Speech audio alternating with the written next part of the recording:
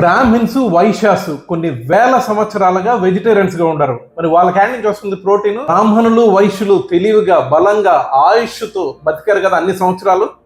Social media open చేస్తే protein, vegetarians protein లేదు, chicken తినండు, protein powder తాగండు అని గోల చేస్తున్నారు. నవధాన్యాల్ని నవగ్రహాలతో కంపేర్ చేసుకొని వాళ్ళు అన్ని రకాల పప్పులని సమపాలలో ప్రతి రోజు తినేవాళ్ళు.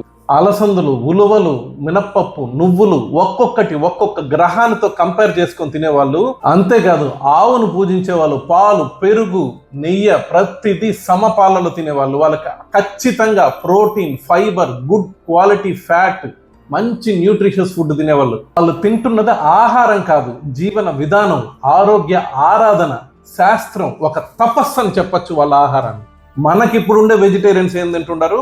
ఒక గిన్నెడు అన్నంలో గెరిటెడ్ సాంబార్ వేసుకొని ప్రోటీన్ వచ్చేసింది అనుకుంటున్నారు. ఏమి రాదు. ఇలా తింటేనే వెజిటేరియన్ అంటారు. లేదంటే మిమ్మల్ని మీరు మీ శరీరాన్ని నాశనం చేసుకున్నట్టు అవుతుంది వెజిటేరియన్ అని పేరు చెప్పుకొని.